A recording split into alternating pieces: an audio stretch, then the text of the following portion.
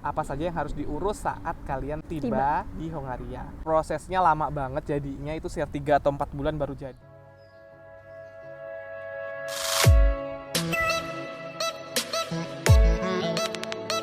Assalamualaikum teman-teman. Kembali lagi bersama kami Nani dan Nono. Sebelumnya buat teman-teman yang sudah subscribe, makasih banyak. Jangan lupa aktifkan belnya. Kemudian untuk teman-teman yang belum subscribe, bisa klik tombol subscribe di bawah. Buat teman-teman yang baru nyampe di YouTube kami, perkenalkan aku Nono. Aku Nani. Kami dari Palangkaraya. Saat ini kami sedang melanjutkan studi di Budapest, Hongaria. Sekarang sudah awal September, artinya teman-teman UORDI atau teman-teman yang mau kuliah di Hongaria sudah mulai berdatangan di sini. Nah, di video kali ini kami akan membahas tentang apa saja yang harus diurus saat kalian tiba di Hongaria. Nah, ini mungkin nanti akan bermacam-macam. Seperti biasa, yang kami bahas di sini adalah sesuai dengan pengalaman kami setahun yang lalu dan mungkin akan berbeda dengan teman-teman yang ada di kota lain gitu. Kebetulan kami pernah mengurus di Szeged dan di Budapest. Yang pertama adalah tiket public transport atau tiket kendaraan umum. Nah, ini mungkin buat yang perlu aja. Kalau di Szeged mungkin enggak ya? Enggak, aku kemarin enggak. Kalau di Budapest itu disarankan banget kalau kalian punya tiket bulanan atau monthly pass di Budapest. Tapi ada beberapa kota lain yang juga misal perlu bisa beli monthly pass juga gitu. Nah, karena kita akan mengurus segala urusan administrasi ke mana-mana, maka menurut kami tiket transportasi ini yang pertama harus kalian beli dulu gitu. Di sini itu ada monthly pass untuk student, harganya jauh lebih murah, tapi syarat untuk mendapatkan itu harus masukin nomor student ID card. Saat itu kita kan belum punya. Nah, makanya itu kita bisa pakai harga normal dulu. Jadi setelah sampai di sini, itu yang dibeli adalah tiket untuk reguler. Kalau di Budapest ya. Jadi pengalamanku kemarin saat datang ke sini, daripada beli single trip itu mesti beli berkali-kali. Jadi kemarin disaranin sama teman di sini untuk beli tiket monthly pass untuk natural person atau untuk reguler gitu ya. Nah, itu kalau di Budapest harganya sih 9.500 forin gitu. Ya sekitar 400 ribuan. Nah, belinya langsung ke mesinnya. Kalau di reguler bisa dimasukkan kalau nggak salah paspor. Akan menggunakan tiket reguler itu untuk keperluan kemana-mana untuk ngurus hal-hal yang nanti kita akan jelaskan. Nanti kalau kalian sudah ngurus ke kampus dan mendapat temporary student card, itu berupa kertas gitu, nanti baru bawa ke kantor penyedia jasa transport umumnya. Kalau di Budapest itu BKK. Nah, kalian bisa ke BKK terus bilang kalau kemarin aku belinya pakai reguler atau natural person. Terus sekarang udah punya sekarang kan kalian sudah punya temporary student card, jadi kalian bisa tunjukkan itu, terus nanti akan diubah tiket kalian itu monthly pass kalian menjadi mahasiswa dan cuma nambah kalau nggak salah 1.000 gitu. Jadi untuk 3 bulan ke depan kalian bisa pakai itu sebagai monthly pass untuk mahasiswa gitu. Jadi kan jadi nggak rugi beli single trip. Semoga masih berlaku kayak gitu ya. Dan mungkin untuk teman-teman yang di luar Budapest, kalau misalnya memang perlu untuk transport, ya bisa dicoba seperti itu. Tapi nggak pernah dengar sih kalau dari kota lain. Selanjutnya yang kedua yang bisa kalian urus adalah student card. Nah, ini pengalaman aku kemarin waktu di Szeged itu, aku ke bagian doctoral office-nya. Di situ tinggal minta surat keterangan aktif sebagai mahasiswa gitu. Mereka biasanya langsung print. Nah, itu nanti sebagai surat awal untuk kita dapat permanent student card. Setelah kita dapat surat keterangan aktif mahasiswa itu tadi, kita bawa ke Kolomanya Blok. Terus di sana nanti kita akan dapat surat lagi namanya NEC card, NEK card. Dan itu nanti kita ngambil foto di sana. Ada foto di sana. Iya, benar. Untuk di student card-nya nanti gitu. Nanti biasanya kalau di kampusku itu student card-nya itu akan dikirim ke tempat kita ngurus administrasi di kampus. Kalau aku di doctoral office-nya. Dan diingat untuk ngurus NEC ini kalian jangan sampai salah nama atau salah nama ibu kandung, itu jangan sampai salah satu huruf pun. Soalnya kalau nanti mereka akan nyocokin, kalau misalnya ada perbedaan itu akan jadi masalah dan jadinya akan lama.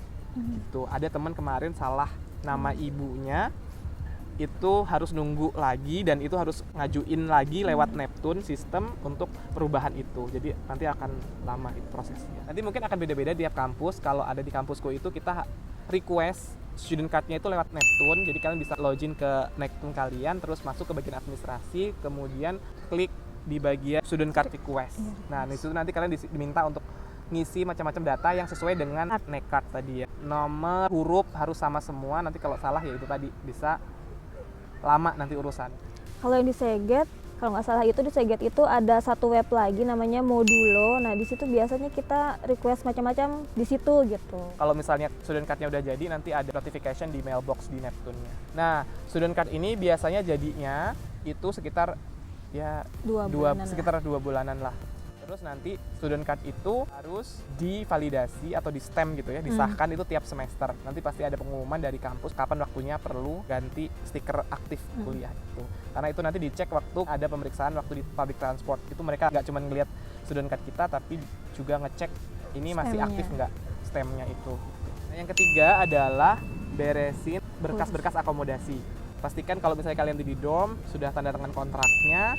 Kemudian kalau misalnya kalian sewa flat, kalian sudah punya flat kontraknya yang sudah ditandatangani oleh landlord dan saksi. Terus jangan lupa juga isi form address card. Nah itu penting banget kalau di sini. Jadi formnya kalian bisa dapat di immigration office, atau syukur-syukur kalau landlord kalian atau pengelola dorm itu sudah punya formnya. Jadi kalau kalian nggak punya ya harus ke immigration office untuk ngambil form address card itu.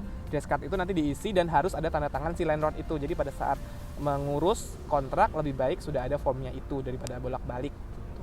Address card itu nanti yang akan jadi kayak KTP juga, harus dibawa kemana-mana juga. Selain paspor, ada address card itu sama juga resident permit. Jadi form address card yang sudah ditandatangani landlord ini dan juga flat kontrak atau dorm kontrak itu nanti yang akan kita bawa ke immigration office. Selanjutnya adalah resident permit. Resident permit ini kita ngurusnya di kantor imigrasi. Dokumen yang harus kita bawa yang pertama adalah paspor, foto, ukuran waktu kayak kita ngurus visa itu, seingat kami 2 lembar, flat kontrak, kemudian form address card yang sudah diisi dan ditandatangani lengkap. Kemudian karena kita di sini sebagai mahasiswa dengan beasiswa SH itu, jadi kita juga perlu bawa LOE dari kampus dan LOE yang dari Tempus. Di sana nanti kita akan mengisi form. Formnya itu ada application form sama annex 14 ya. Ya. Selanjutnya kalau dokumen itu nanti udah lengkap di tempat itu juga kan nanti langsung kita kumpulkan, kemudian kita akan langsung dapatkan resident permit kita. Sekalian sama address card yang tadi, itu kan nanti ada beberapa bagian yang sudah kita isi dan ada beberapa bagian yang cuma diisi sama kantor imigrasi dan di stempel sama mereka. Dan nanti itu digunting, ada bagian yang mereka bawa dan ada bagian yang kita bawa. Itu harus kita bawa kemana-mana. Kalau di Budapest itu ada 2 immigration office-nya, ada di CGD UT sama di Budapest. Cuman yang sering antri banget itu biasanya yang di CGD UT. Nah, umumnya kami yang di Budapest itu ngambil resident permit-nya itu di CGD UT itu gitu. Nah, saranku kalau sebelum ke sana bisa daftar online dulu supaya nggak antri di depan, karena kalau di CGD UT itu antrinya 2 kali, antri masuk dan antri mau ke loket gitu. Jadi mending untuk menghindari antri di luar, mending antri di dalam aja dengan bawa bukti online, appointment booking. Oh iya, kalau di Budapest kalau bisa jam 7 udah ada di sana karena antrinya panjang banget. Kalau bisa jam 6 ke sana. Kita pernah ke sana jam 7 itu antrian udah panjang gitu. Antrian di luar. Padahal bukanya jam 8. Iya. Bukanya jam 8 pagi. Yang selanjutnya adalah bank account. Jadi kita untuk menerima beasiswa ini kita diminta untuk buat bank account di sini. Kalian bisa datang langsung ke bank yang kalian mau, bisa OTP, bisa Magnet Bank, bisa CID atau yang lainnya. Nah, itu syaratnya adalah paspor, kemudian address card. Di website kampusku itu ada minta LOE dari kampus sama LOE dari Tempus itu. Tapi aku ragu deh. Tapi bawa aja deh itu. Iya sih. Pengalaman kemarin pokoknya semua surat yang sudah kita terima itu dibawa semua. Jadi pokoknya saya ingatku pokoknya bawa paspor, address card itu yang penting karena nanti kartu ATM akan dikirim ke alamat yang tertera di address ke card alamat itu. kita. Nah, prosesnya itu ada seperti proses checking gitu. Kita boleh nggak bikin akun di sini gitu. Jadi mungkin karena mungkin kita WNA ya, jadi pemeriksaannya lebih ketat. Ada pernah dengar mahasiswa dari negara tertentu itu nggak bisa buat akun bank di sini gitu. Jadi yang pertama itu kita datang terus submit itu ya ngumpulin berkas-berkas persyaratannya itu sama pengajuan account. Terus setelah itu 2 atau 3 hari kita bakal di email untuk datang lagi, ada tangan macam-macam banyak form yang harus kita tanda tangani gitu. Setelah tanda tangan itu kita bakal dapat setumpuk kertas yang di dalamnya ada data kita dan nomor rekening bank kita itu. Ada nomor IBAN-nya juga. Ya, nah itu nanti nomor rekening itu nanti yang akan kita masukkan ya ke Neptune sebagai nomor rekening bank yang terregistrasi untuk pengiriman beasiswa kita nanti gitu. Tapi itu baru nomor rekeningnya, kita belum dapat kartunya langsung waktu itu. Kita 2 mingguan itu nanti kartu ATM-nya dikirim ke kita sama juga PIN-nya. Jadi hati-hati pada saat nanti kalian dapat amplop yang berisi PIN ATM-nya itu. Nah itu kita nggak bisa ngubah. Kita pakai PIN itu seterusnya. Dan hati-hati pada saat membukanya karena aku kemarin sempat dikirain digosok atau gimana, ternyata rusak dan aku nggak bisa lihat PIN itu, akhirnya minta lagi dan perlu waktu lagi. Selanjutnya adalah tax card atau tax number. Ini adalah NPWP-nya ya, NPWP-nya sini dan kita walaupun sebagai mahasiswa itu juga wajib punya tax number ini. Kita ngurusnya di Kormanya Blak juga. Kalau di Budapest itu ada tiap-tiap distrik dan nggak harus di distrik tempat kita tinggal sih, bisa di mana aja. Syaratnya adalah paspor, letter of award atau LOE dari Tempus dan juga LOE dari kampus atau admission letter dari kampus itu yang kita kayak surat aktif kuliah itu ya. Nanti kita dapat selembar kertas yang isinya ya data sama nomor teks itu. Nanti kartunya akan dikirim ke alamat kita sesuai address card. Jangan lupa bawa address card juga. Oke, kemudian yang terakhir ini adalah kartu asuransi. Sebagai penerima beasiswa SH, nanti kita akan dapat 2 asuransi kesehatan. Yang utamanya itu adalah Toy Card, Sosial Security number. Itu semacam BPJS kesehatan lah ya, punyanya pemerintah sini gitu. Oke, untuk buat Toy Card ini syaratnya adalah LOE dari Tempus, kemudian LOE atau admission letter dari kampus, juga address card, paspor. Terus ada beberapa form yang harus diisi 2 atau 3 gitu. Tapi kemarin kalau kampusku itu international office-nya yang ngurusin. Karena diurusin jadi aku nggak tahu detailnya gimana. Cuman nanti ada tambahan surat kuasa. Terus ini prosesnya lama banget jadinya, itu sekitar 3 atau 4 bulan baru jadi. Nanti mereka international office-nya yang akan ngabarin, bisa diambil. Nanti kita bisa ngambilnya langsung ke situ. Jadi bukan ke alamat kita.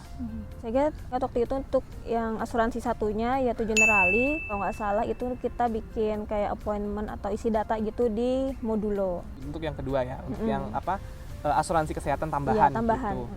Kalau di kampusku itu kita tinggal minta ke doctoral office. Kalau tadi yang Toy Card-nya minta di international office, kalau yang Generali mintanya di doctoral office. Itu terpisah dan kita cuma ngisi form, terus mereka yang ngirimkan form itu ke Generalinya. Terus kita sudah dapat kartu dengan nomor Generali itu. Sementara kalau misalnya Toy Card-nya belum jadi, kita bisa pakai dulu Generalinya itu. Pokoknya intinya di Seget itu, seingatku semua kartu-kartu kita bikin semacam appointment atau pengisian datanya itu di Modulo. Baru nanti kita datang ke perpustakaan itu, ada kantornya sendiri, kemudian udah deh kita dapat kartunya nanti dari situ.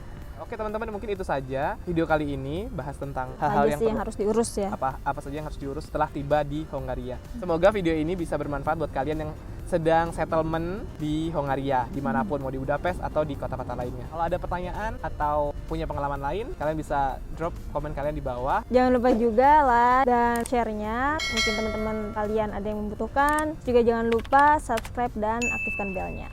Oke, terima kasih. Assalamualaikum.